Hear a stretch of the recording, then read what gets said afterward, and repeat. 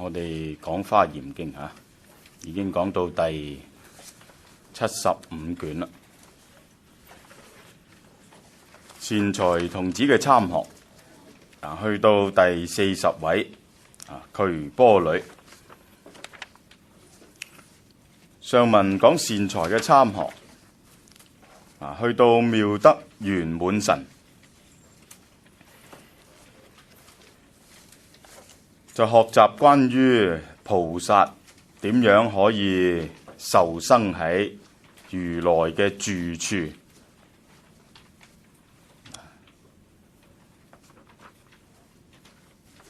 妙德圓滿神呢就向善財開示，作為一個行菩薩道嘅實踐者，佢總係不忘眾生，念念回向，俾眾生世界仲喺迷失迷惘裏邊嘅呢啲生命，因此總係希望可以返到嚟呢個現實世界幫助佢哋。所以一切菩薩必定成願再來，教化救度苦海裏邊嘅眾生。但係菩薩成願再來救度眾生以外，同時不免亦都希望可以因着佛陀嘅力量、佛陀嘅教導、佛陀嘅授記，自己呢可以再進步、再突破。咁就需要得到佛力嘅加持。因此菩薩受生就會有一個期望，可以生喺有如來出世說法之地。咁呢個照佛教講就係好大嘅福德因緣，能夠直遇佛陀嘅出世，得到佛陀直接嘅教導。咁要做到呢一點，遇到佛，得到佛嘅直接教導，受生於佛所。咁上一次就開示有關嘅法門啦。呢個法門叫做無量劫遍一切處示現受生自在解脫法門。就留意示現自在或者示現受生自在呢一個意思啦。就受生自在，自在即係自由，就受生自在即係自由地根據自己嘅要求可以受生喺佛出世之地。好啦，咁今日呢，其實都順住呢一個問題再落，就第40位善知識第40位善知識。我哋睇下經文，善財童子就藝比釋女啦。釋女也者就係釋迦族嘅一個女子，釋迦就薩卡 SAKAKYA 薩卡呢意思即係能，中文古代譯得好文雅叫做能人能人。人呢大家都知啦，企人邊兩畫嗰個人字就係儒家孔孟嘅思想講我哋人性本善、人本具嘅呢種先天嘅美善嘅性情良知良能啊嘛，咁叫做人。能人也者呢，即係話能夠實踐呢種良知善性能夠依住自己內在嘅呢種美善做人面對困難成長自己。一個咁樣嘅人，儒家叫君子啦，再高層次啲叫做賢人啦，再叻啲就聖人啦，聖賢並舉啦。佛教咧就吸收咗儒家呢個意思叫能人。呢個就意譯啦，薩卡 SAKYA 意譯就叫能人。咁大家都知啦嚇，香港有一間書院叫能仁書院啊嘛，咪就係出自呢個梵文嘅啦。咁能仁咧後嚟就直接攞嚟就稱呼佛啦，所以佛陀好多個名嘅，最古老嘅譯法叫浮屠，又叫能仁。咁後嚟咧就直接叫釋迦啦，釋迦牟尼乃至如來十號啦，有好多嘅名嘅。你研究佛陀嘅名都可以寫篇文章作一個研究嘅題目。因為每個名咧都代表佢一種某一方面、某一個切入點了解佛嘅生命嘅切入點。嗱，咁呢個女子咧就係釋迦族嘅女子嚟嘅。咁去到咧就頂禮祈足啦，就向佢行禮，就合掌而住，合掌恭敬啦，然之後站立一旁啦，咁就叫做合掌而住作如是言，就向佢提出問題聖者，我已先發阿耨多羅三藐三菩提心，我祖先已經咧發心啦，發心要求取最高嘅覺悟，叫做阿耨多羅三藐三菩提，意譯無上正等正覺，要求取最高嘅正覺，呢個就係生命嘅方向，呢個就係決志，宗教上講所謂決志就係立一個大願，自己要追求乜嘢嘅價值。咁人嘅心一旦立一個咁嘅願呢，就會穩定啦，就會穩定，就會咧堅定不移，向住呢個方向逐步邁進。所以發心好重要，發菩提心更重要。學佛嘅人就要發菩提心，喺佛前立下呢一個願，我要求取菩提。我要得阿耨多羅三藐三菩提，咁你咧就真正咧走上咧成佛嘅第一步啦，就發心就係第一步。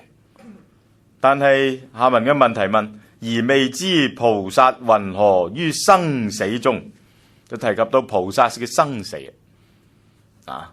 因為菩薩我講咗啦，佢唔會尋求小乘所追求嘅解脫果。解脫就不入輪迴噶啦，就超生死。菩薩咧就要無住涅槃，唔會停喺嗰個永遠嘅涅槃嘅境界嗰度，要無住，唔停喺嗰度。咁即係意思咧，言下之意就要入世作救度教化嘅事業啦。咁於生死中咧，咁問咯，而不為生死過患所嫌。但生死就會點呢？就會有呢種現實世界嘅痛苦啦、煩惱啦、好多嘅考驗啦，你必須要承受啦。人就係要重新再承受呢啲嘅痛苦考驗，與現實世界不能免嘅煩惱。咁菩薩修行或者學佛人修行，本來就係為咗免除呢啲噶嘛，免除現實世間嘅痛苦煩惱。而修行噶嘛，咁但係而家再入生死咧，就不免又要同呢啲痛苦與煩惱共存啦。咁呢啲就係過患。咁而家有一個矛盾，表面上係一個矛盾。菩薩就要遠離痛苦與過患，修行就係要遠離痛苦與過患。呢啲嘅現實世界不可免嘅。呢啲嘅掙扎，但係你入世咧，你就不能免呢啲現實嘅痛苦與掙扎。有冇可能會被佢所污染自己呢？人喺現實世界裏邊耐咗，會唔會迷失本性呢？同流合污呢？好多人就擔心啦。所以學佛嘅人總係希望可以遠離呢個現實嘅塵世，遠離呢個滔滔嘅紅塵世界，去一個清淨嘅世界，叫做淨土，就過自己嘅修行生活就好啦，係咪啊？點解啊？就害怕喺現實世界裏邊自己咧會把持唔住，自己嘅力量、定力、智慧唔夠。嗱，咁你做菩薩咧就唔能夠失去信心唔會因為咧現實嘅考驗而迴避啦。所以再問啦，了法自性，所以關鍵咧就要知道存在嘅本質。了法自性就係存在嘅本質。得到呢種對存在世界嘅本質，你亦都可以講就係真理。法嘅自性就係真理。得到咧呢種真理嘅開啟，你個心咧就堅定啦。所以見道嘅人，了法自性嘅人，就唔會再退轉嘅，唔會再退轉，唔會再翻轉頭，只會向前。所以你要免除生死過患咧，你就要有呢種對法嘅自性嘅透入。咁你咧就唔會迷失自己嘅本性。能夠咁，相對小乘嚟講咧，就不住聲聞辟支佛地啦，就唔會再入小乘。聲聞乘、辟支佛乘呢啲都係小乘。小乘嘅兩個唔同類型嘅修行。聲聞咧就係因聽佛法之聲而得聞道，因此叫聲聞。辟支佛咧就自己追求覺悟而證入因果法，就叫辟支佛。但係咧佢哋都有共同理想，就係得解脫，因此叫小乘。再講就具足佛法而修菩薩行啦，就有呢種咧資糧，具足資糧，叫具足佛法，可以俾你遠行，然後上路，然後咧可以幫助眾生，具足佛法而修菩薩行住菩薩地啦，保持你嘅精神、你嘅生命喺菩薩嘅境地，而入佛境界啦，甚至乎進一步就進入佛嘅境界，至少要有初步嘅體會咧，超過世間而於世受生。一方面你嘅精神係出世嘅，就超過世間出世。精神係出世嘅，但係你嘅生命係喺世界裏邊接受呢一期嘅生命，因此叫受生。喺現實世界，因此叫做於世受生。呢個世係現實世界。好吊詭噶啦，一方面精神上係出世，一方面生命就入世，既出世而又入世。另一個吊詭咧就講啦，成就法身而示現無邊種種色身。成就法身意思即係得到真理啦。生命咧已經同呢個最高嘅真理咧相通相結合啦。呢個身體唔再只係一個現實嘅肉身啦，呢個身體係真理所成啊，因此叫成就法身。但係既有法身，亦都同樣能展示色身，所以講示現無邊種種色身。咁呢種示現，我哋話就叫做應化身。應化身，所以一方面有法身，一方面有應化身。另一個身呢，就係報身，報身係依因果善惡講嘅。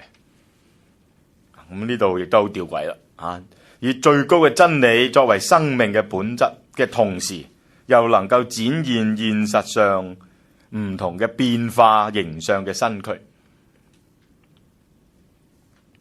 正無相法，無相法即係真理啦，緣起嘅最高嘅真理啦。佢係冇任何嘅形象啦，因此叫無相法。而為眾生示現諸相，但係咧就能夠展現各種嘅形象，目的都係一個啦。就係引導眾生咯，令眾生遠離諸着，各種嘅執着。一方面無相，一方面示現諸相。知法無說，真理係無語言嘅，係超越語言嘅，叫做無說。因為語言概念呢，就只能夠指涉呢個經驗世界、現實世界。語言概念冇辦法指涉真理。因此呢，佛教成日都話最高嘅真理係無言無說，而廣為眾生演說諸法，但係卻係可以演繹出各種唔同嘅說法嘅內容。又係好吊詭啦！一方面無說，一方面有諸說。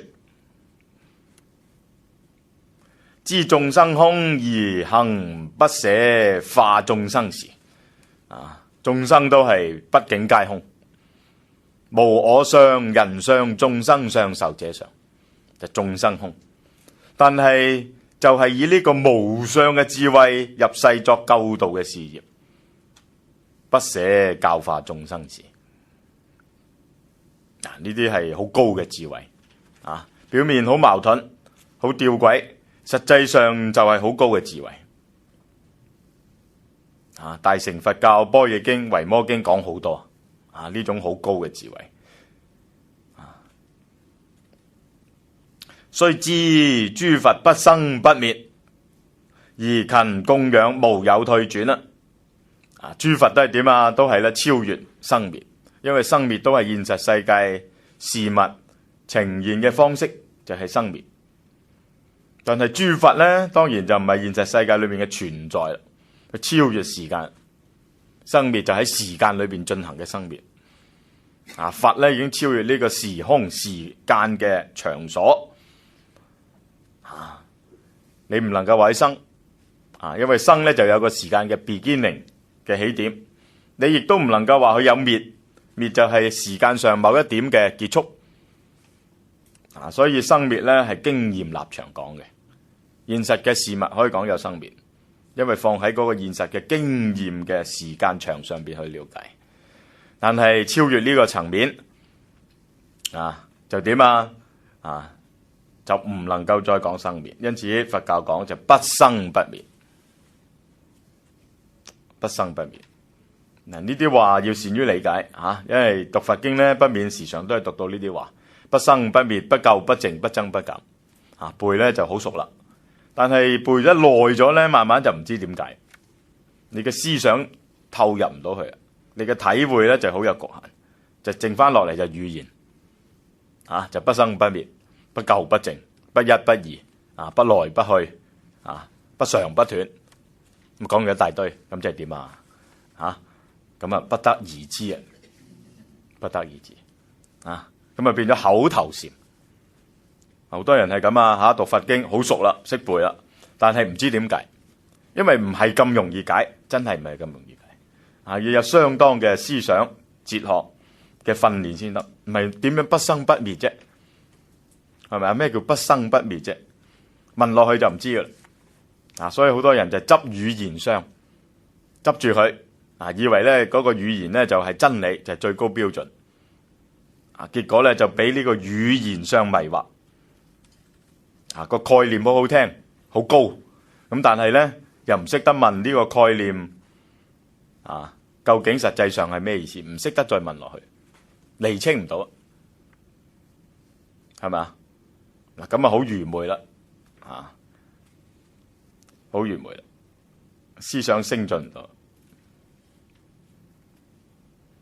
好啦，佛不生不滅，而勤供養無有退轉啦。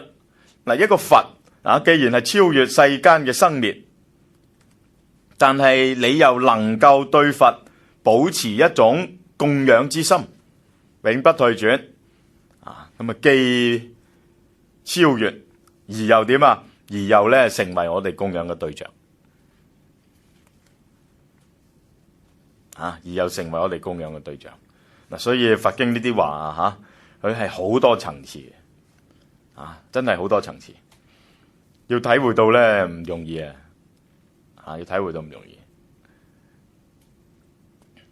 好有智慧嘅，其實真係就須知諸法無業無報，諸法就存在，一切存在，一切存在無業報可講，無業報即係冇因果，因為業報咧就係因果裏邊嘅業報，業就係行為，報就係果報，有行為就有行為導致果報，因此叫業報。所以業係因，報係果。講業報咧就一定要講因果，講業報就一定要講因果。咁無業無報咧，即係超因果。咁好多人咧讀到呢啲話咧就冇辦法明白，佛教唔係講因果嘅咩？咁點解又超因果咧？咁樣吓，咁幾時講因果，幾時超因果咧？係咪啊？所以你要知道，一切存在喺現實嘅層面講就可以講因果，喺時間之流上面講就可以講因果，但係喺個實相嘅層面講，最高存在嘅道嘅法嘅存在嗰度講，就唔能夠講因果。所以佛教又講因果又講緣起，就係咁解啦。好多人就搞唔清楚，點解又講因果又講緣起？緣起咪即係因果因果咪即係緣起，係咪啊？就搞唔清楚點解講完因果又要講緣起呢？因果緣起，緣起法同因果法有咩唔同呢？咁樣就搞唔清楚，冇辦法搞清楚嘅，呢啲係就係因為分唔到層次，冇辦法分清楚佛經呢啲話嘅層次。其實大家聽我哋講佛經喺法住學佛真係咧容易好多真係容易好多掃除好多咧思想上嘅呢啲嘅迷惘，至少你分清咗層次啊嘛。你知道佛經真係想講咩意思你吸收到嘛，去傳達嘅信息一層一層，係咪啊？咁你要識得分層先得嘅，唔可以咧全部咧用一個方式去了解嘅，一個進路去了解就會好混亂。好啦，嗱，而家講無業無報，即係超因果。超因果係從存在嘅實相講。所以咧呢度一系列嘅問題一路講落嚟，前邊嗰句就係從實相講嘅，後邊嗰句就從實踐講嘅。所以實踐咧就要修諸善行，行不止息啊，就要所有嘅善行都去做，永遠唔會停。明明冇因果啦，仲點會有善行啫？無業無報啦。無業無報超善惡添噶啦，因為業報善惡要喺業報因果業報嘅層面講善惡喺因果嘅前提下邊先係講善惡啊嘛。冇因果咁即係冇善惡啦，超善惡啦。咁而家又一方面超善惡，一方面就有行善不斷，永不止息，係咪啊？咁記住啦，簡單啲咁我話前邊嗰句就係喺實相層次講嘅。後邊嗰句就喺實踐層面講嘅，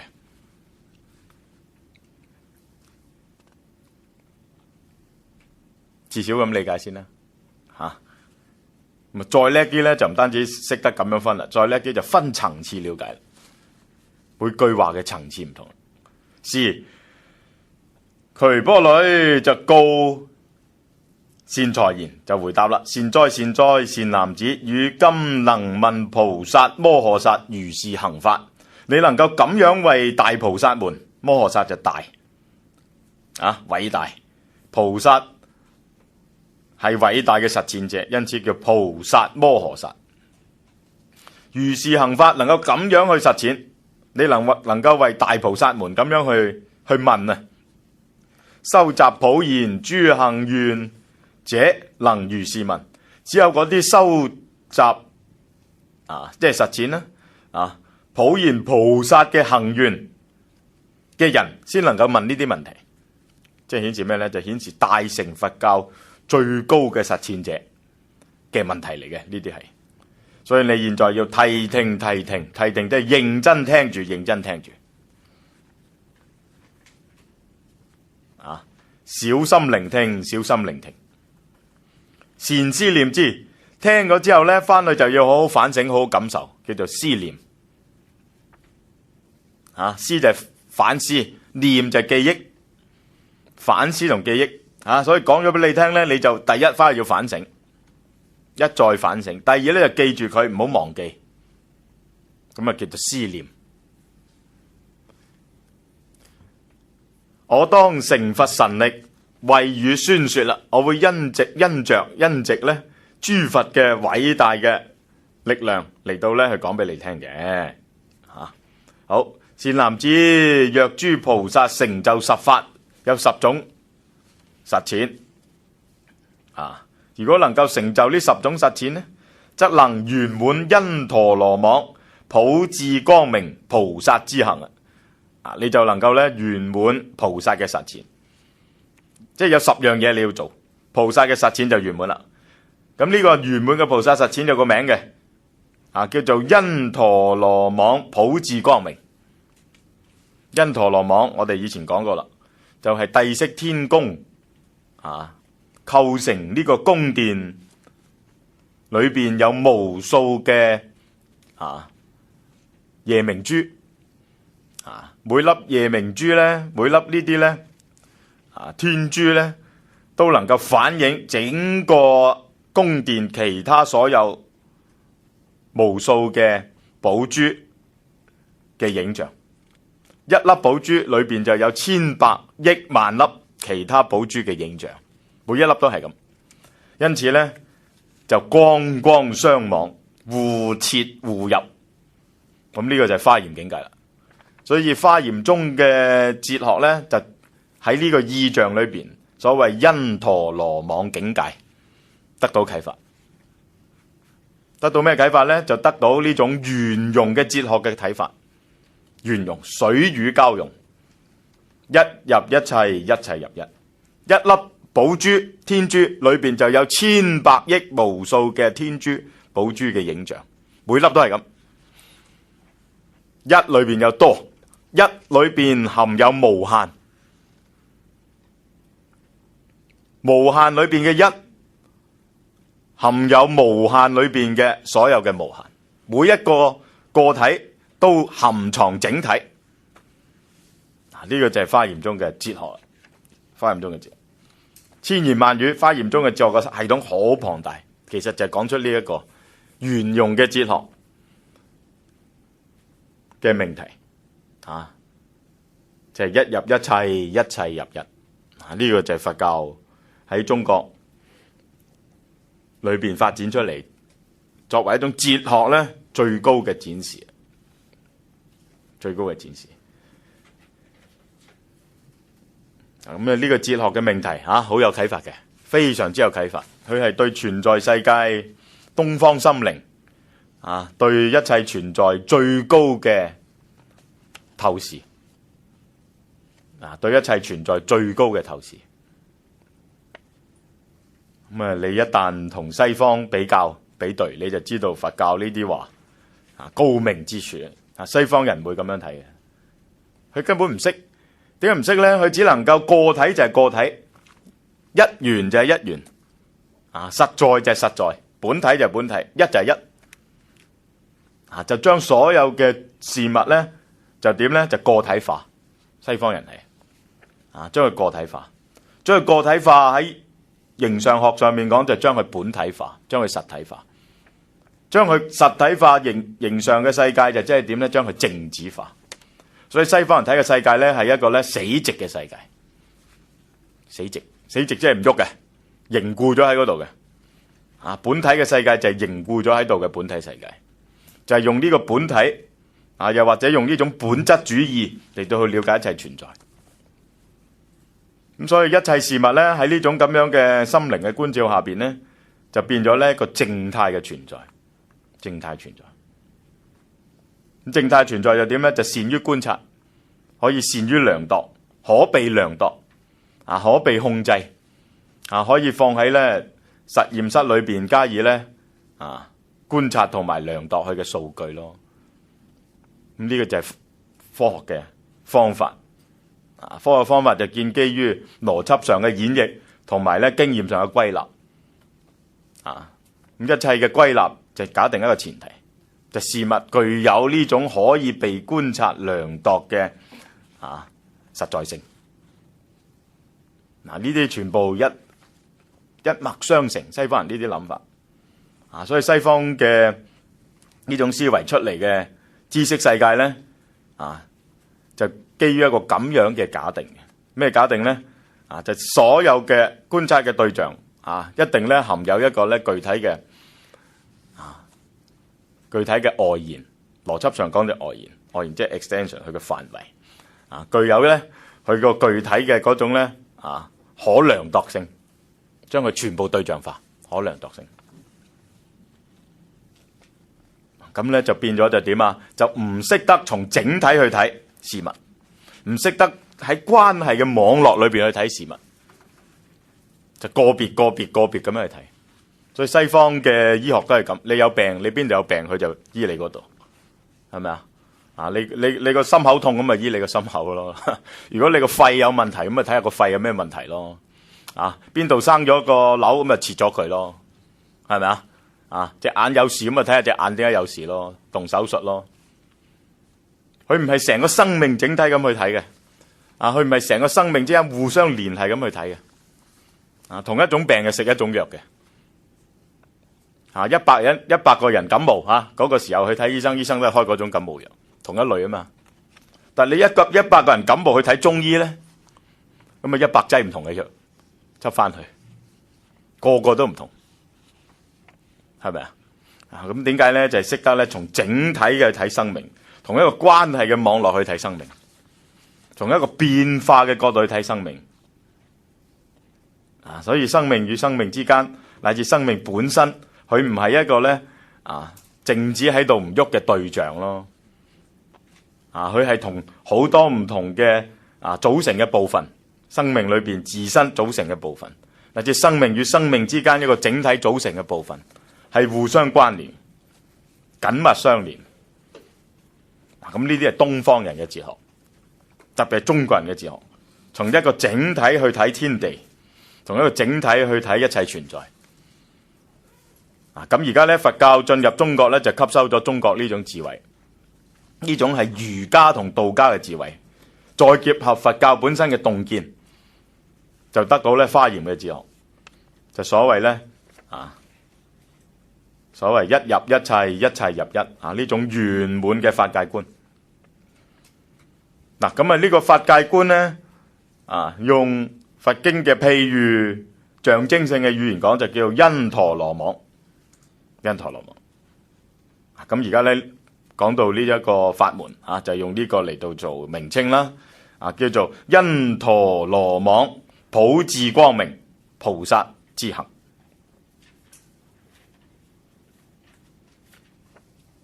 咁得到呢一個嘅法門。咁呢個此其一。咁另外渠波呂開示嘅法門，下文都會再講啦，叫做觀察一切菩薩三昧海解脫門。所以呢度有幾個咧重要嘅實踐嘅法門都係一併咧宣說啦喺呢度。好啦，咁先講呢個先先講呢個因陀羅網普智光明菩薩之行。咁有10點，咁我哋列出嚟啦。何等為10？就所謂依善知識故，得廣大勝解故。咁我哋話做菩薩就要成就呢10法。第一咧就要跟隨善知識。善知識善知識咧就喺佛門裏邊就係最廣義啦，就不理出家在家。總言之，能夠有智慧，能夠啟發你，能夠指引你就係善知識。你就要去跟隨佢，得廣大勝解啦，你就得到咧佛法嘅真正最廣大、最殊勝嘅理解。你就真正明白佛經啦，明白佛陀教你啲咩嘢，叫做得廣大勝解。呢個第一就要揾善知識。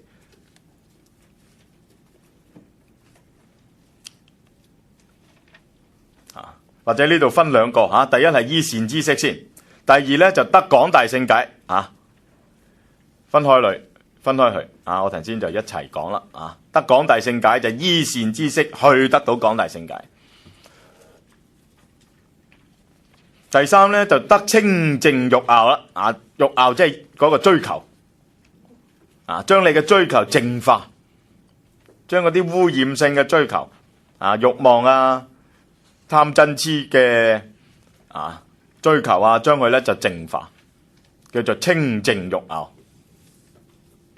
將人生咧嘅方向咧確定落嚟，排除嗰啲咧冇意思嘅、冇意義嘅甚至乎咧拉扯你、令你咧向下嘅呢啲咧欲求，咁叫做清淨欲樂。第四啦，就集一切智，集一切福智。福咧就係從因果上講，你能夠咁樣努力，你自然就會有福報。智咧就係從嗰個能力上講，就係智慧。福咧就係果報，智就係能力，叫做福智。兩樣都具足咧，叫做二足，兩面具足。所以一步一步嚟，你睇到佢講，第一就要揾善知識，第二就要學善知識。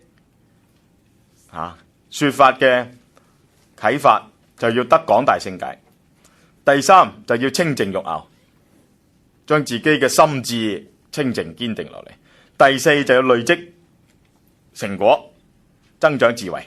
第五啦，於諸佛所聽聞法故，就要咧追隨佛，得到佛嘅開示，得到佛嘅受持，受記。第六就心行不捨三世佛故，內心裏邊時常憶念佛，過去、現在、未來，叫三世。好想咧去供養三世嘅佛，追隨三世嘅佛去修學。第七，同於一切菩薩行故，同所有嘅菩薩一齊共同努力，去追隨、去學習所有嘅菩薩嘅實踐。第八，一切如來所護念故，於是乎所有嘅佛叫一切如來就會去保護你，加持你，幫助你，叫做護念。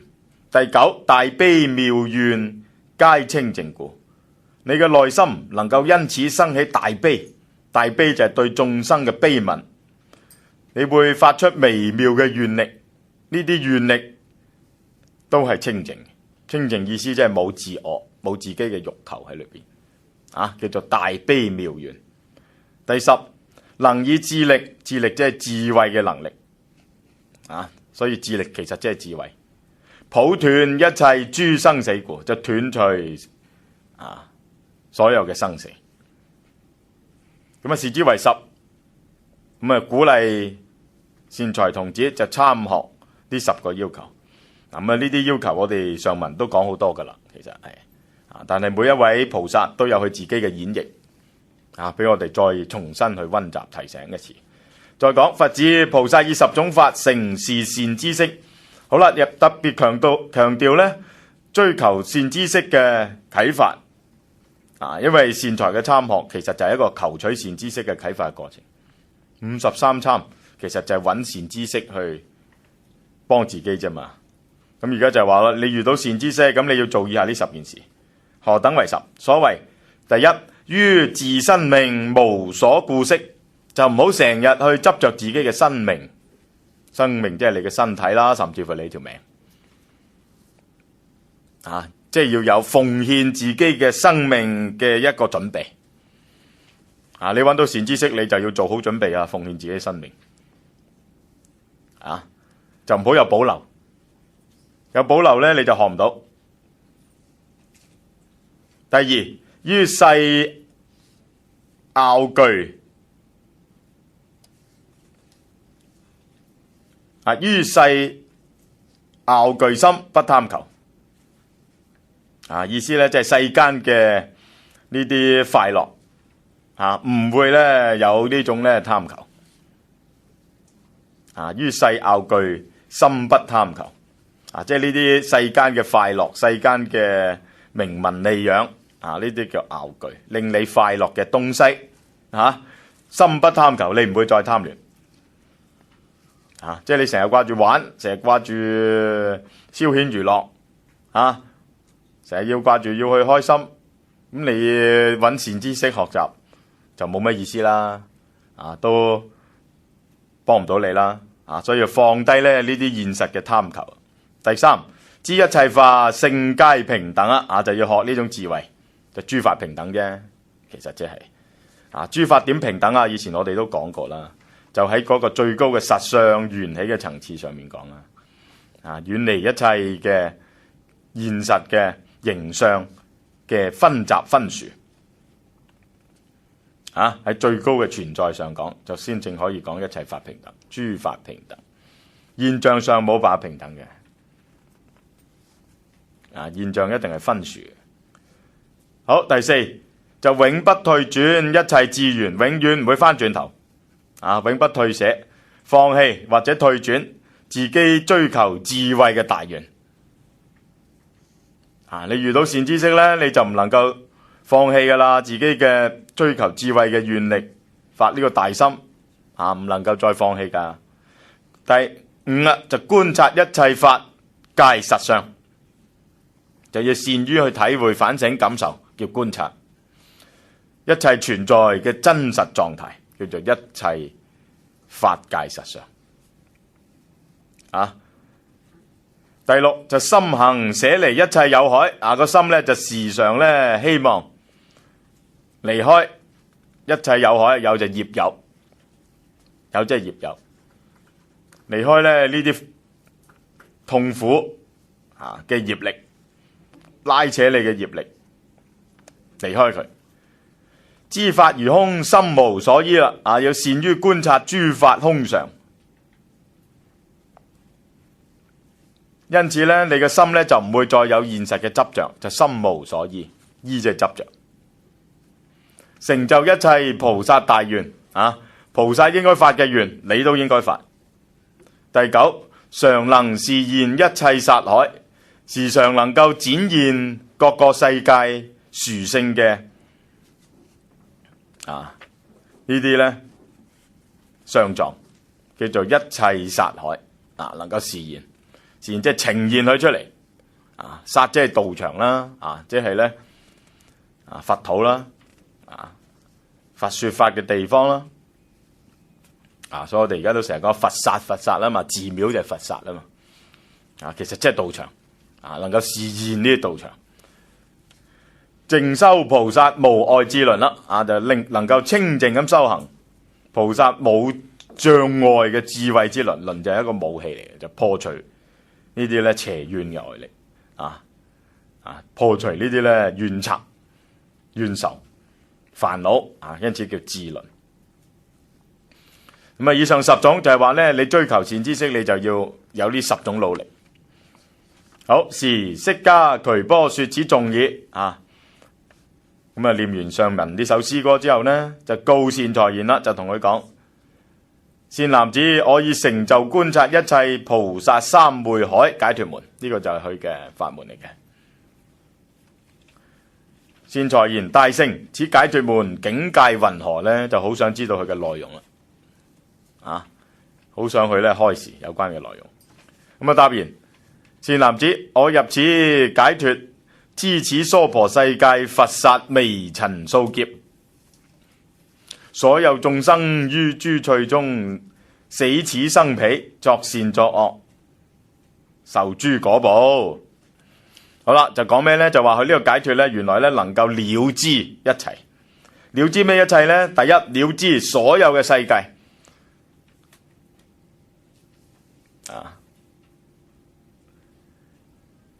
特別係講咩世界呢？就講呢個娑婆世界。即係呢個釋迦牟尼說法嘅道場，就我哋呢個世界就叫娑婆世界。好啦，知道呢個娑婆世界嘅乜嘢嘢呢？就原來呢個世界喺無數劫裏邊，無數劫即係無數個世代，生住壞滅，生住壞滅，生住壞滅，咁多個世界創造經歷，然後毀滅，再創造，再經歷，再毀滅，咁叫做無數劫。咁有幾多呢？有幾多個數量呢？有微塵數啊！微塵數即係根本數唔直，好似微塵一樣咁多。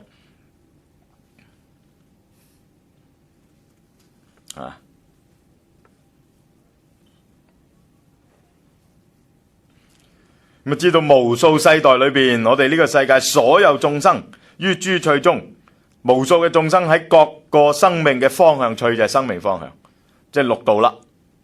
講得具體啲，諸趣嘅六道喺六道輪迴裏邊就死死生生，生生死死，就叫死此生彼啦，即係輪迴咯。死此生彼就知道晒啲眾生咧點輪迴法。咁輪迴就有輪迴嘅原因嘅，即係點解咁輪迴，就有背後嘅因果善惡嘅原因嘅。所以就同時知道埋佢哋嘅作善作惡，點解會咁輪迴？因為做咗啲乜嘢嘅善，行咗乜嘢嘅惡，受諸果報，然之後咧就承受佢哋嘅果報。咁即係知道晒佢哋嘅因果報應啦，知道輪迴裏邊點解會咁輪迴啦。有啲眾生咧就有求出離，不求出離，出離即係出離生死啦。有啲咧就連呢個要求都唔識發，就一味咧喺現實世界裏邊輪迴生死，好痛苦啊！因為冇機會學佛啦，亦都唔知道點樣去做啦。正定、邪定以及不定，同埋咧睇到佢哋咧個心啦，有啲咧精神好穩定，保持好穩定嘅狀態；有啲咧就學咗一啲邪定啦，邪定即係唔啱嘅，呢啲咧錯嘅禪定嘅修行方法。以及不定，及以不定，不定即係兩樣都唔係啦，正定又唔係，邪定又唔係，咁呢個係一個粗躁心啦，煩惱心、粗躁心。有煩惱善根，無煩惱善根，有啲善根呢就被煩惱所染，有啲善根呢就去除煩惱，都知道晒。具足善根，不具足善根，具足呢啲善嘅條件，有啲呢就未具足啦，未開發啦，即係意思未開發到呢啲善根。不善根所攝善根，善根所攝不善根。將佢咧繼續演繹啫，有啲人咧喺呢啲咧不善根裏邊，不善根即係話咧一啲唔好嘅條件啦，唔好嘅性格啦，一啲壞嘅性格啦。但係裏邊都有一啲好嘅念頭噶，都有一啲好嘅要求噶，即係譬如貪心，貪心肯定係不善根啦，貪嗔癡。但係人有陣時貪心裏邊咧，不免咧都有啲念頭咧係想好嘅，譬如貪多啲翻嚟，等咧唔單止自己擁有多啲，等屋企人都好啲啦，可能係咁樣，係咪啊？擁有多啲嘢，擁有多啲物質之具，多啲又多啲，但係一念之間咧都係希望咧可以自己擁有多啲咧，就幫到自己所愛嘅人啦。咁不免裏邊都有善嘅一念，所以人心都係好複雜嘅。冇絕對嘅貪，冇純粹嘅貪，貪裏邊都有無私嘅一念，都有善嘅一念，不過自己發現唔到，同埋咧可能太微弱啦，好容易咧又會覆蓋咗啦，所以貪下，到最後咧連屋企人都忘記咗啦，自己擁有多啲就夠啦。咁呢個就係人生嘅墮落啦，所以呢度講善裏邊有不善，不善裏邊又有善，就顯示心靈現實世界嘅心靈嘅複雜性，好複雜。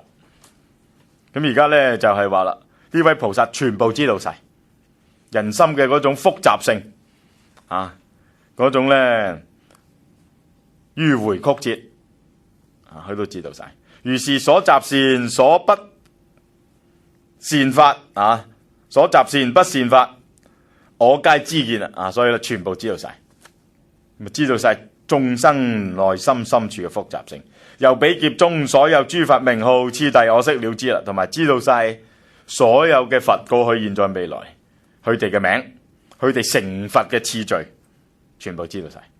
彼佛世尊從初發心及以方便求一切智，化度眾生，我悉了知啦，就知道呢啲佛呢，佢哋成佛嘅過程係幾時開始發心，點發分，點發心法。同埋咧，點樣求取成佛嘅智慧？到最後咧，成佛之後咧，就化度眾生，佢全部知道晒，及其所得種種智慧，我悉了知啦，又知道晒佢哋啲智慧。入於涅槃，我悉了知，然之後最後佢哋大般涅槃，又知道佢哋點涅槃。亦知彼佛諸菩薩眾，其諸菩薩從初發心修習善根，所發誓願，所現神通，我悉了知啦。又知道晒咧，佛旁邊有好多菩薩噶嘛，佢哋咧嗰啲底細又全部知道晒。所以咧呢個法門係俾你等你知道晒所有佛菩薩佢哋嘅底細，同埋咧知道晒啲眾生咧，佢哋咧啲善根不善根，即係嗰啲生命嘅現實嘅複雜性，知道晒，就幫你去知道晒嘅。好啦，咁講啦，善男子，此菩薩此娑婆世界盡未來際所有劫海，一路去到將來叫盡未來際，無限遠嘅將來，所有世界嘅生住壞滅，或者話呢個世界嘅生住為滅，娑婆世界生住為滅，就輾轉不斷會一路咁樣繼續生繼續滅嘅。我皆了知，我全部知道晒。如知娑婆世界，亦知娑婆世界內微塵數世界。即係對呢個娑婆世界呢裏邊所有嘅細微嘅存在，全部知道晒。盡此世界海，一切世界由毗盧遮那世尊本願力故，我悉能知，亦能憶念。就係因着毗盧遮那佛大日如來嘅願力，我全部知道晒呢個娑婆世界嘅所有嘅細節，一清二楚。好啦，如是一切，我悉了知。所以咧，佢嘅法門其實就係咁樣啫嘛，就如是一切，我悉了知。佢嘅法門就知道晒所有嘢，係特別針對呢個娑婆世界所有眾生同埋呢個世界嘅歷史，喺呢個世界裏邊成佛嘅諸佛嘅嗰個咧譜系，全部知道晒。何以故呢？點解呢？我此解脫能知一切眾生心行，一切眾生修行善根，一切眾生雜染清淨，一切眾生種種差別，一切聲聞諸三昧門，一切緣覺直滅三昧神通解脫，一切菩薩一切如來解脫光明，皆了知故。所以呢個法門其實就係如是一切，我悉了知，就全部知道晒，就知道晒呢啲嘢。佛子我為得此觀察菩薩三昧海解脫，如諸菩薩摩訶薩究竟無量諸方便海，為一切眾生現隨類身。隨類身即係眾生係嗰類，你就演翻嗰類嘅眾生，譬如係人類，你就演翻人類嘅眾生，上俾嗰個眾生咧，人類嘅眾生咧可以親近你。係神類咧，你就演翻神類出嚟，即係示現翻神類，即係隨類隨眾生之類而示現，為一切眾生說隨樂行啦，就隨佢哋嘅歡喜而去努力而去實踐，就同眾生講叫做隨樂行。咁講緊咩呢？就講緊啲大菩薩啦，好叻啦，能夠咁做啦。而我云何能知能說彼功德行？佢哋咁叻咁大嘅功德，我又點能夠全部了解呢？善男子，此世界中有佛母摩耶。好啦，嗱，進一步介紹佢去摩耶夫人嗰度咯，就佛母啦。因為呢，上文已經去到釋迦族啦嘛，去到迦比羅衛國啦嘛，揾到呢個瞿波女啦嘛。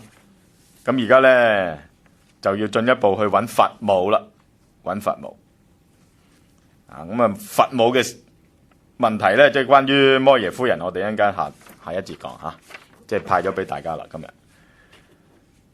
與藝比文，你去問佢，菩薩云何修菩薩行？作為一個菩薩點樣去實踐呢？依諸世間無所染着，唔會再有污染，供養諸佛，行無休息，永遠去供養佛。唔好停止落嚟，作菩薩業永不退轉。呢個業係實踐行動咁解，作菩薩嘅行動實踐，永遠唔好退轉，離一切障礙，冇晒障礙，入菩薩解脫不由於他，進入菩薩嘅解脫境界，唔需要依賴邊個，不由於他，唔需要依賴，靠自己嘅努力做到啦。住一切菩薩道，詣一切如來所，詣即係去 go to。去佛嘅住所嗰度跟隨佛，攝一切眾生界，攝即係包容所有眾生，盡未來劫修菩薩行。未來劫即係未來無數嘅世代繼續修行菩薩道，發大成願，發大成嘅宏願，救度眾生，增長一切眾生善根，常無休息，增加眾生嘅善根，即係主觀嘅條件，美善嘅條件，而冇休息。好啦，而家就話你去問佢啦，問摩耶夫人點做到啦？以上所講，於是乎呢，我哋就要去到講今日派俾大家摩耶夫人嘅經文啦。派咗啦喺出邊吓，因為琴晚我準備得比較夜吓，所以琴晚先能夠發出嚟俾你哋咁關於摩耶夫人嘅故事，摩耶梵文呢 Maya，M-A-Y-A，Maya 咧即係 magic， 英文即係魔術，魔術。咁佛經叫幻化，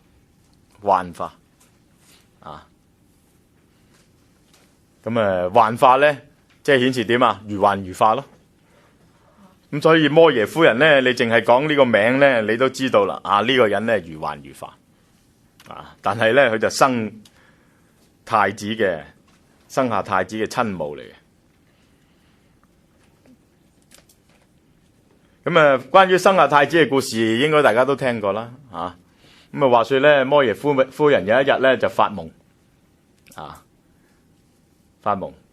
咁有一隻白象咧就喺左邊左脅就入去自己身體嗰度。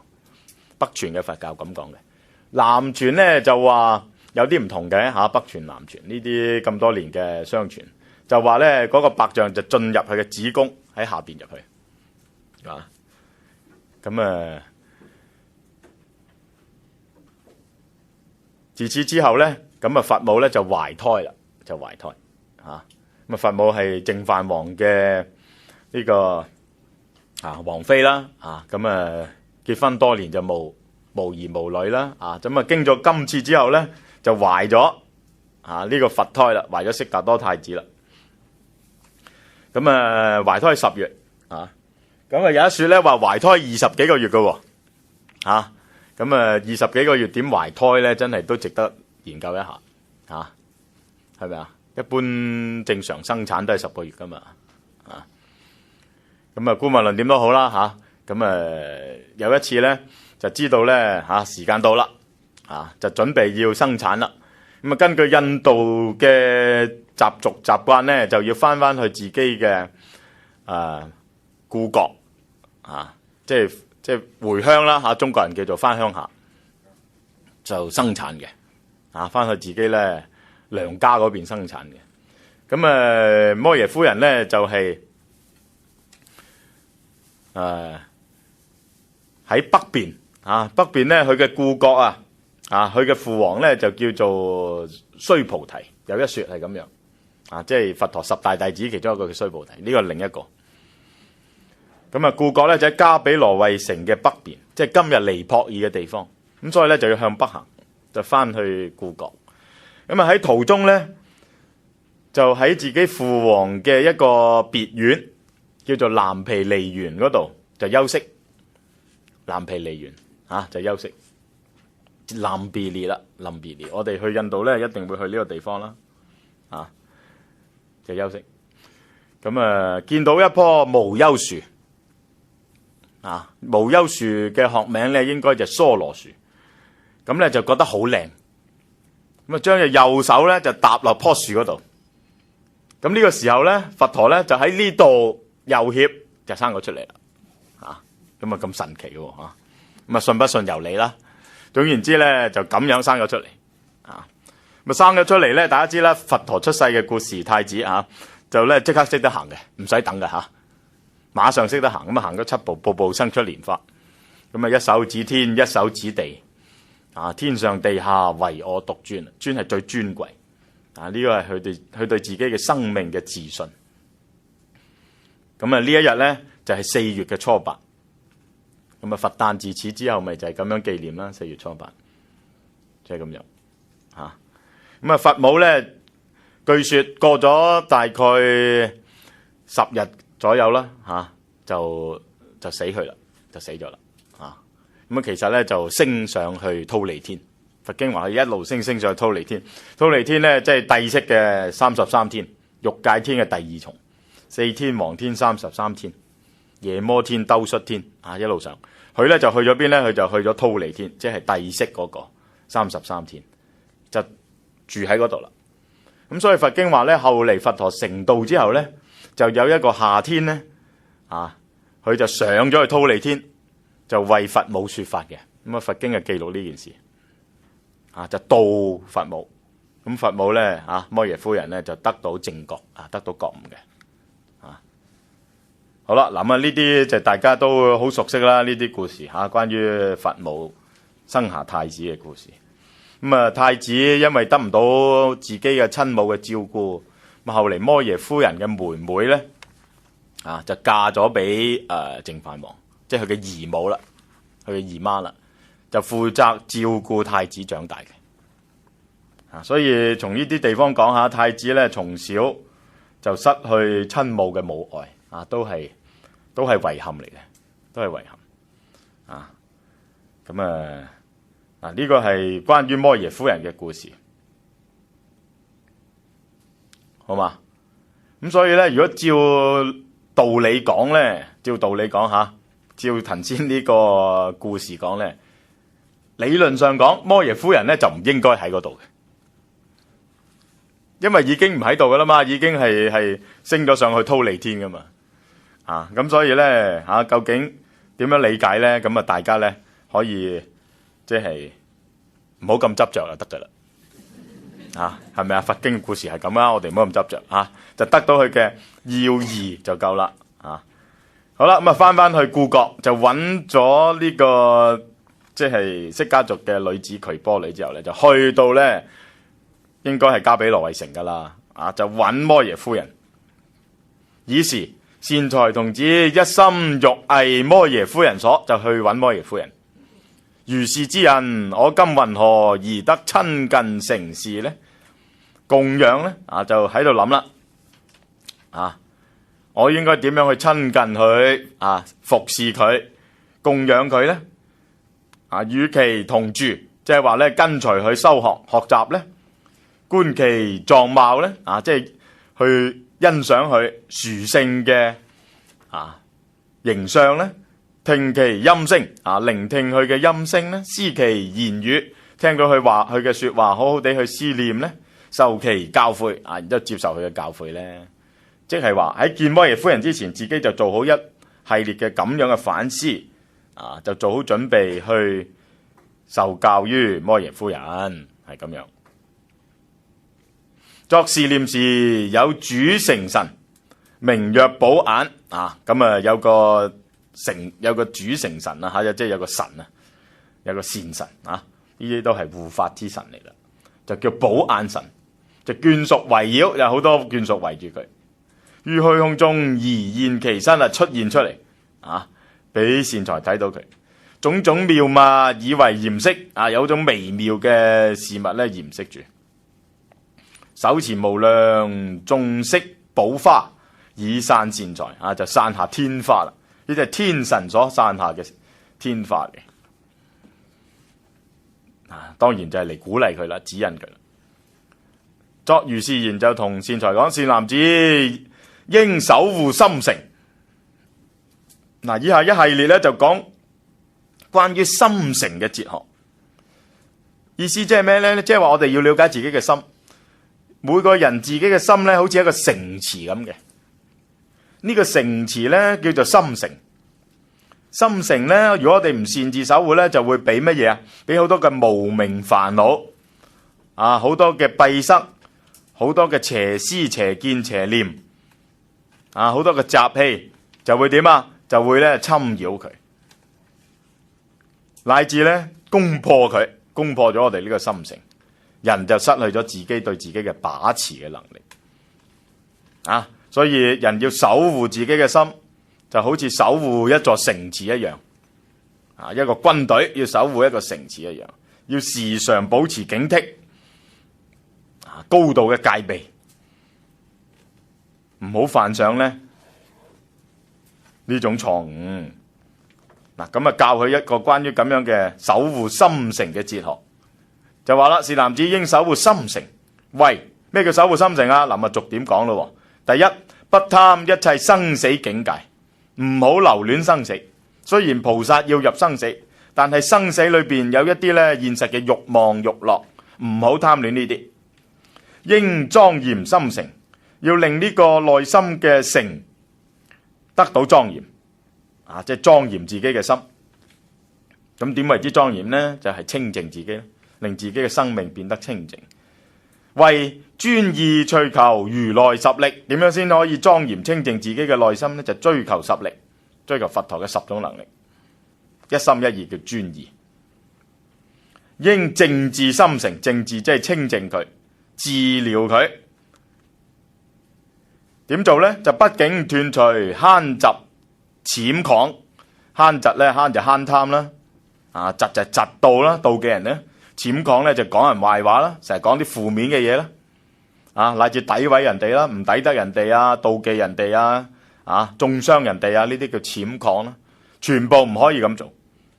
咁你先正保持內心嘅清淨，應清涼心誠，令自己嗰啲咧慾望煩惱少啲，你嘅心咧就唔會咁好似俾火燒咁樣就清涼啦，個心得到清涼自在。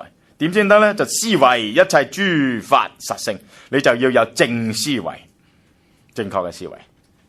正確嘅思維就點啊？思維乜嘢？就思維實相，一切諸法即係一切存在真實嘅本性，即係點？就係緣起。你就要思維緣起，思維因果，思維緣起，應增長心誠，增長係增長正能量。現代人中意講正能量啊，我哋增長正能量。點先得咧？就成辦，成辦即係咧成就，achieve 做到所以成辦就成就、辦理、完成咁嘅意思。完成乜嘢？就一切助道之法，就有益於實踐正道，叫做助道，即係呢啲係善緣啦，增長善緣，咁叫做增長善，增長心誠，好嘛？咁然之後咧就一路講咗好多，我哋咧就簡短啲。跟住咧就話啦，應令心誠清淨，令到我哋嘅心清淨。點先得？就正念一切諸佛如來，時常憶念諸佛。應知心誠自性，就知道我哋心嘅本性，即係了解自己啦。就為知一切法皆無有成。點先得咧？就知道一切存在其實係冇永恆不變嘅本性。咁你就知道咧，你嘅心嘅嗰個本性係乜嘢？即係心嘅本性係咩咧？以無性為性，意思係咁，以無性為性，以無性為性嘅目的係乜嘢？就化除我哋嘅執着，唔好咁固執，等你嘅心可以解開，可以開放啲。以無性為性就係開放你嘅心靈嘅意思就係咁，令自己嘅生命得到完全嘅開放。應知心誠如幻啦，心誠好似一個幻城咁樣，好似海市蜃樓展現出嚟。為以一切智了諸法性，要有智慧去知道諸法本性。佛子菩薩摩薩若能如是靜修心誠，則能積集一切善法啦，你就能夠累積善根啦，累積善嘅條件啦。何以故？捐除呢度有捐字，捐除即係免除、去除。捐除一切諸障難故，障難呢啲障礙同埋艱難，去除人生實踐裏邊嗰啲障礙艱難去除佢。所謂見佛障，有好多障礙嘅。第一就係見唔到佛，時世無佛，咁呢個叫見佛障。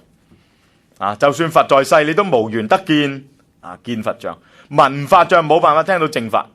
好多人真係好想學佛，好想咧聽到高層次嘅佛法，冇機會聽到。冇咁嘅緣分，遇唔到供養如來障，好想供養如來，但係冇辦法供養，條件唔具備，種種原因供養唔到諸佛。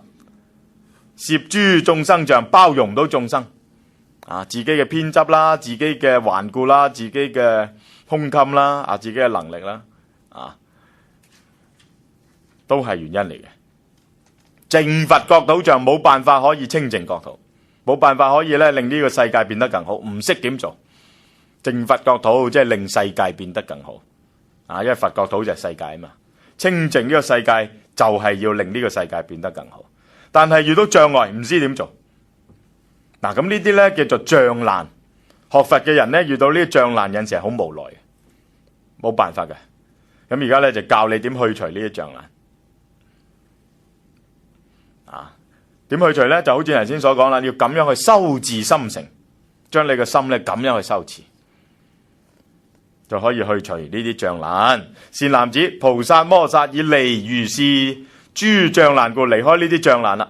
若發希求善知識心，再求取善知識嘅引導，不用功力，則便得見。不用功力即係唔需要花咩力氣，就會見到，就可以見到啦。就係掃除你遇善知識、求取善知識嘅障礙，就做以上嗰幾件事啊，就護持心誠嘅呢啲修行啊，你就能夠去除呢啲障礙啦。乃至究竟必當成佛，而且唔單止見到善知識添，仲可以咧能夠咧遇到佛，最後成佛，必當成佛啊！必當成佛，好直接啦，呢度講得必當成佛。以是有新眾神，有好多嘅神明啊、天神，呢啲都係護法嚟嘅，就出現啦。咁啊，明妙法啊，妙花法德及妙花光明，無量諸神前後圍繞，啊就圍繞住呢啲善神，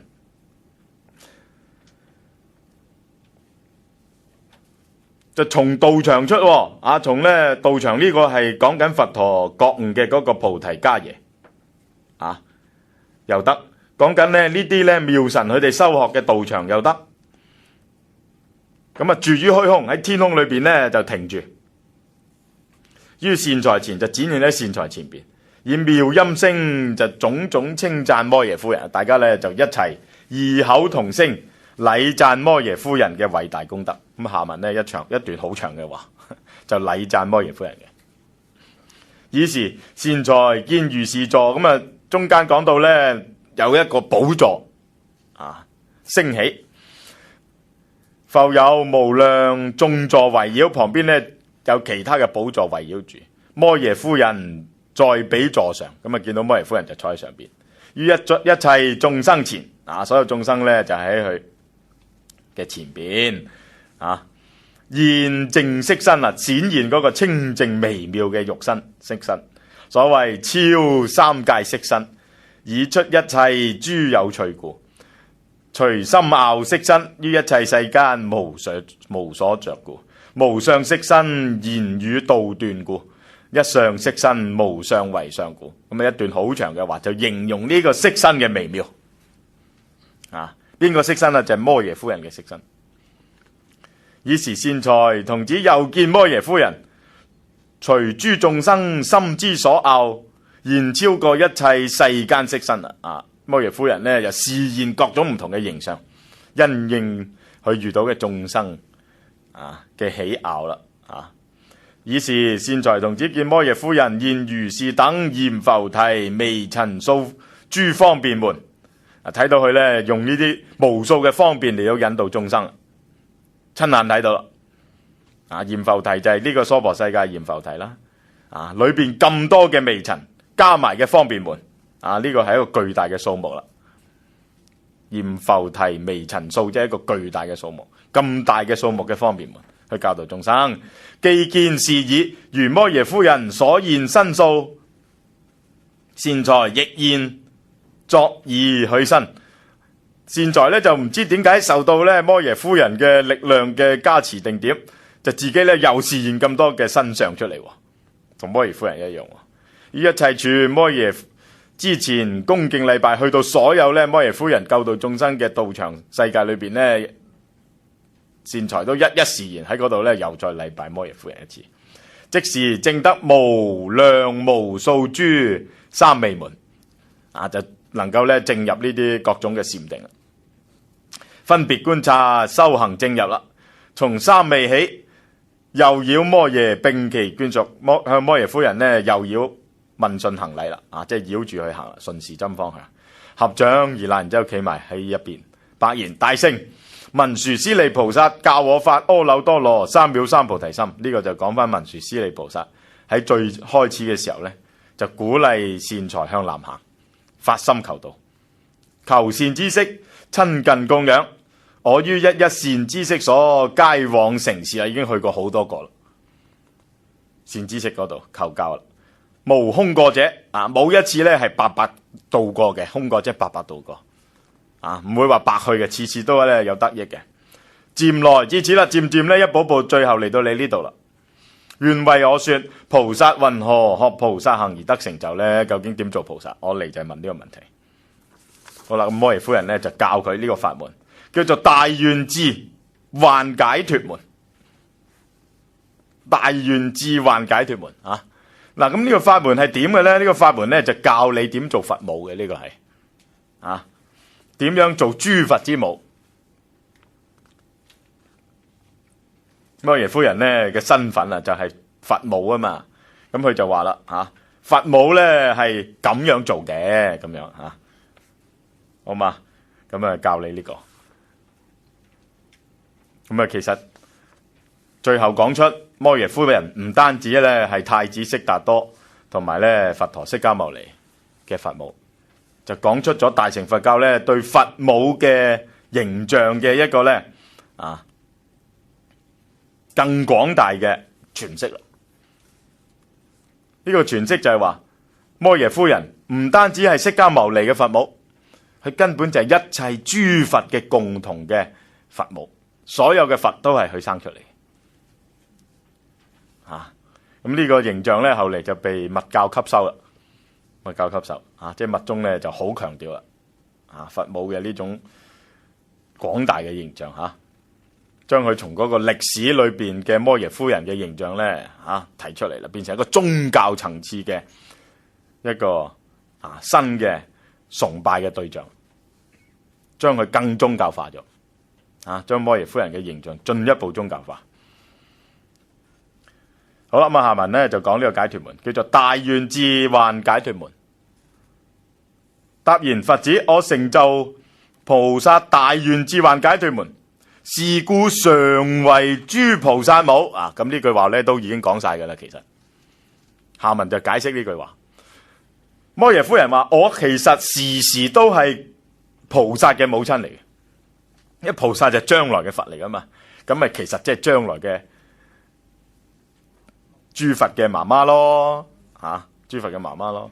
所以一切人行菩薩道，學菩薩嘅修行，其實摩耶夫人咧都會成為你母親嘅，所以大家將來準備成佛之前，記住啦，你就會遇到佢啊，佢就會成為你過一世嘅母親。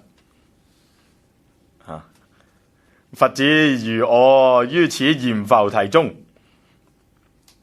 就好似咧我自己喺閻浮提，閻浮提即係印度加比羅衛城淨飯王家，我好似咧喺加比羅衛城即係加比羅衛國啦，以城為國啦，印度都係咁嘅啦。喺淨飯王嘅皇宮裏邊，右脅而生悉達多太子呢個家咧你話喺淨飯王家，即係加比羅衛城生太子咧，咁我頭先講咗啦，應該咧就唔係喺藍毗尼園生太子，不過冇所謂啦，你講易啲講藍毗尼園都可以咧，係加比羅衛城嘅一個咧鄰邦啦，友國啦，結為姻親噶啦，大家呢個土地都可以係咁樣理解啦，往義嘅一個皇宮嘅別院啦。就右脅而生悉達多太子，現不思議自在神邊，不能思議嘅呢啲事係。如是乃至盡此世界海，所有一切毗盧遮那如來皆入我身，是現誕生自在神邊。呢個好重要啦，呢句話意思咧就係講緊呢個法門啦。第一係，第二咧就講緊佛母能夠生下諸佛。唔單止係釋迦牟尼，一切嘅佛都係佛母所生嘅，就因為咩呢？就因為毗盧遮那如來入摩耶夫人之身，就好似傳說呢個白象入胎一樣，令摩耶夫人呢懷孕，然後生下太子。呢件事呢，而家就將佢用佛教嘅角度解釋啦。原來係毗盧遮那如來嘅法身，就感生於摩耶夫人嘅身體裏邊，就入其身，再生出諸佛。如果照住呢個邏輯講呢，咁毗盧遮那呢就係乜嘢啊？就係諸佛之父啦，諸佛之父咁一切佛嘅嗰個共同嘅本源啦，呢個係。咁所以咧，順住呢個意思講咧，佛教咧大乘嘅晚期咧，就將毗盧遮那如來提升到一個比諸佛更高嘅層級啦。咁佢係咩呢？佢就係法身佛。所有其他嘅佛呢，就係應身佛。不過咁呢個係關於佛陀觀。即係我哋點樣了解佛陀大乘佛教一路發展過程裏邊嘅後期嘅講法。即係信佛教大乘嘅嗰個歷史呢，後期嘅講法。咁你睇呢段呢，你就睇到嗰個信息出到嚟啦。就關於毗盧遮那如來，即係大日如來同諸佛之間嘅關係。咁藉住佛母嘅呢個說明呢，就睇到呢有層次上嘅唔同啦。又是男子，我於淨飯王宮，菩薩將欲下生之時，就菩薩呢個菩薩就係悉達多太子吓，因為太子或者釋迦牟尼成佛之前，佢嘅身份就係叫菩薩。呢個菩薩係釋迦牟尼嘅尊稱嚟嘅，不過後嚟咧就將佢擴大，就所有人願意求覺悟都叫菩薩啫嘛。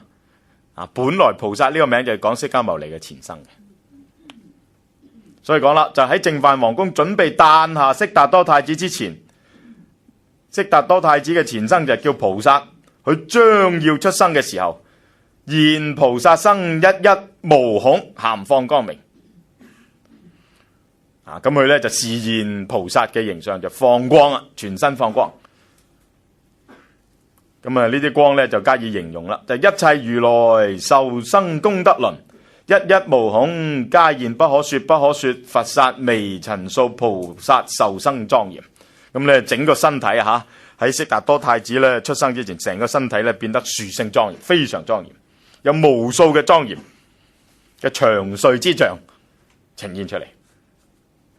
放光啦！比諸光明，皆悉普照一切世界，整個世界3000大千世界，全部睇到佛母放光，照世界已來入我頂。呢啲光咧變成一束喺自己嘅頂門嗰度進入摩耶夫人嘅頂門，進入乃至一切諸毛孔中，然之後咧放翻出嚟喺諸毛孔裏邊，全身嘅毛孔放光，喺個頂門進入，喺毛孔裏邊放出。又比光中普現一切菩薩名號，喺啲光裏邊見到三世菩薩嘅名號受生神變，同埋睇到佢哋點樣咧誕生，點樣出生，種種神通變化，宮殿眷屬，同埋咧見到咧呢啲菩薩呢啲佛佢哋嘅眷屬佢哋所生嘅宮殿，五欲自如，見到佢哋咧點樣得到咧快樂，又見到佢哋點出家。然後見到咧呢啲諸佛咧菩薩咧點樣往詣道場出家之後就去道場菩提伽耶求取覺悟嘛，係咪？然後又見到佢哋咧最後點樣喺菩提道場成正覺，坐獅子座，菩薩圍繞，諸王供養，為諸大眾轉正法輪，即係話喺鹿野苑運轉法輪開示四諦法嘛，大家知道啦，呢啲都係佛陀說法成道嘅故事。全部睇到晒，而且唔係淨係悉達多，係所有諸佛都睇到晒。又見如來往昔修行菩薩道時，睇到咧諸佛咧以前點樣修學成為菩薩嘅時候，一世又一世咁成菩薩嘅時候，於諸佛所恭敬供養發菩提心，睇到佢點發心，淨佛國土點樣清淨佛嘅國土，念念示現無量化身，充遍十方一切世界，乃至最後入大般涅槃。即係整個佛陀出世之前受生嘅故事，到出世，到點樣修道，點樣咧覺悟點樣咧轉法輪點樣度眾生，點樣最後咧大般涅槃，全部喺每個毛孔睇到晒。如是等事微不皆見，全部見到晒。好啦，咁後呢一段咧就講出佢嘅位格啦，講出佛母嘅位格。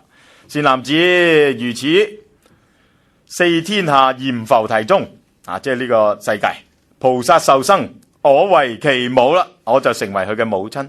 呢個菩薩係講緊悉達多太子釋迦牟尼，我係佢母親。好，再擴大啲講，3000大千世界，百億四天下，閻浮提中，即係所有世界咯。悉亦如是，所有嘅菩薩都係入於我胎，以為其母嘅，諸佛之母都係。然我此身本來無異，但我身體本來冇嘢，本來冇分別，如是嘅，非一處住，唔係淨係停喺一個地方嗰度，亦都唔係停喺好多地方嗰度，非多處住。何以故？以修菩薩大願智幻莊嚴解脫門故，就係因為修咗呢個法門，所以咧能夠咁樣成為諸佛嘅佛母。善男子，如今世尊我為其母啊！呢個世尊就係釋迦牟尼啦，我係佢嘅母親嚟嘅。往昔所有無量諸佛，悉亦如是，而為其母，好清楚啦，係嘛？所有嘅佛其實我都係佢母親嚟嘅。咁如果照咁講，所有嘅佛都係點啊？都係兄弟班咯，係咪啊？同一個母親啊嘛，咪全部兄弟班啊！善男子，我昔曾作蓮花持神，就講佢以前曾經咧成為蓮花持神。時有菩薩於蓮花藏忽然化生啊！有個菩薩忽然喺蓮花藏嗰度出現，我即奉持瞻視養育，我哋就養大佢好瞻仰佢，養大佢，養育佢。一切世間皆共號我為菩薩母，我就成為菩薩嘅母親咯。就呢個其實講佢以前無數世前佢嘅修學嘅故事，就講摩耶夫人自己啊。又我昔為菩薩場神，菩薩道場之神守護嗰個道場嘅。時有菩薩於我懷中忽然化身就忽然喺我嘅懷裏邊變化而生，世亦號我為菩薩母所以我亦菩薩之母。善男子，有無量最後身菩薩，於此世界種種方便示現受身，我皆為母所有嘅菩薩受身，我都係母親嚟嘅。如於此3000大千世界，如是於此世界海，十方無量諸世界一切劫中，所有嘅世代裏邊啦，諸有修行普賢行願，為化一切諸眾生者，我自現身悉為其母。我全部都係呢啲要行菩薩行願普賢行願嘅人嘅菩薩嘅母親嚟嘅，全部都係佢母親。好啦，善男子，我為知此菩薩大願智幻解脫門，我就知道呢個解脫門。如諸菩薩摩薩具大悲藏，教化眾生常無厭足，以自在力一一無恐，示現無量諸佛神變。我今云何能知能說彼功德行呢？就禮讚其他大菩薩。善男子，於此世界33天，即係忉利天啦，帝釋嘅天界啦，有王名正念王，正念天王其王有女，名曰天主光，天主光女神呢個係天主光女神。如係彼文，你去問佢啦。菩薩云何學菩薩行，修菩薩道？點樣去實踐菩薩道？是善財童子就經受其教，頭面作禮，繞無數習，戀慕瞻仰，卻行而退就離開啦。好嗱，我哋今日咧就講到呢度，講咗兩位。